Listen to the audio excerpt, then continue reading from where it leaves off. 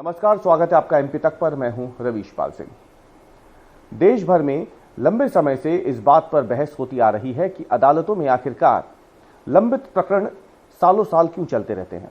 क्यों ऐसा होता है कि कई बार मुकदमे कई साल तक चलते रहते हैं लेकिन उनका कोई समाधान नहीं निकलता। लंबे समय तक केसेस पेंडिंग होते हैं और कई बार अदालतों की कार्रवाई के दौरान ही जो पक्ष होते हैं, अलग अलग पक्ष होते हैं, उनमें से कई बार लोगों का निधन भी हो चुका होता है लेकिन मामले खत्म नहीं होते हैं। लेकिन अब एक बार फिर से इन सब चीज़ों को लेकर के बहस तेज हो गई है और इसलिए तेज हुई है क्योंकि राज्यसभा में एक सवाल का जवाब देते हुए खुद केंद्र सरकार ने माना है कि देश की अदालतों में जजों के पद बड़ी मात्रा में रिक्त हैं। राज्यसभा में आरजेडी के सांसद प्रोफेसर मनोज कुमार झा ने एक सवाल पूछा था। Department of law and justice से ये सवाल पूछा गया था और इसका जवाब देते हुए मंत्री अर्जुन राम मेघवाल ने जो आंकड़े पेश किए हैं उसने इस बहस को एक बार फिर से तेज कर दिया है, जिसमें बार बार ये बात आती है कि अदालतों में केसेस सालों साल क्यों चलते रहते हैं। जो जवाब दिया गया है केंद्र सरकार की तरफ से उसमें मध्य प्रदेश हाईकोर्ट समेत देश भर की अदालतों को लेकर जो जजों की वैकेंसी है उसमें कई गंभीर सवाल खड़े हुए हैं। जानकारी के मुताबिक मध्य प्रदेश के ही अगर हम हाई कोर्ट की बात करें तो बताया गया है कि मध्य प्रदेश हाई कोर्ट में जो 53 स्वीकृत पद हैं जजों के, उनके मुकाबले 42 पदों पर ही फिलहाल जज नियुक्त हैं। यानी 53 पदों के मुकाबले सिर्फ 42 जज इस वक्त मध्य प्रदेश हाई कोर्ट में कार्यरत हैं। 11 पद खाली है, यानी कुल पदों का करीब करीब 20% हिस्सा खाली है, ऐसा केंद्र सरकार ने जानकारी देते हुए बताया है।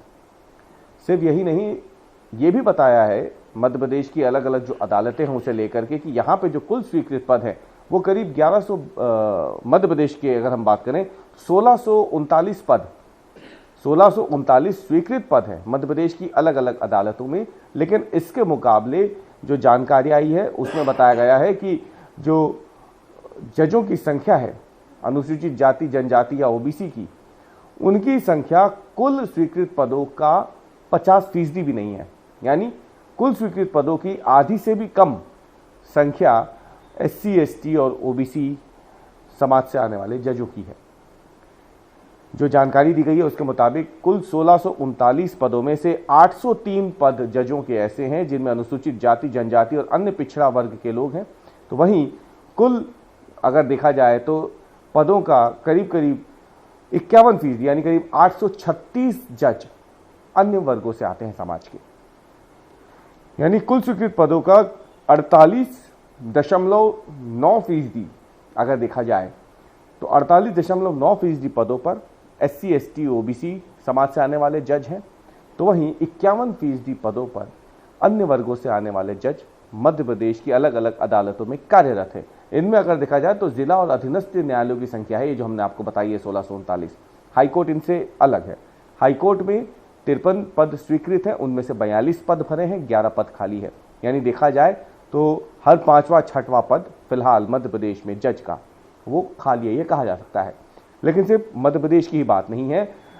आरजेडी सांसद मनोज कुमार झा का ये जो सवाल था उसमें एक और गंभीर बात भी सामने आई है। उसमें यह आया है कि सुप्रीम कोर्ट में अगर देखा जाए तो जो सुप्रीम कोर्ट और हाई कोर्ट के अलग अलग मामले उन्होंने किए हैं, तो 25 हाई कोर्ट देश भर की जो ऐसी हैं जिसमें 1122 पद स्वीकृत हैं जजों के, ये कहना है सरकार का। और उनमें से सिर्फ 814 जज ही काम कर रहे हैं, 308 पद जजों के अभी भी खाली है।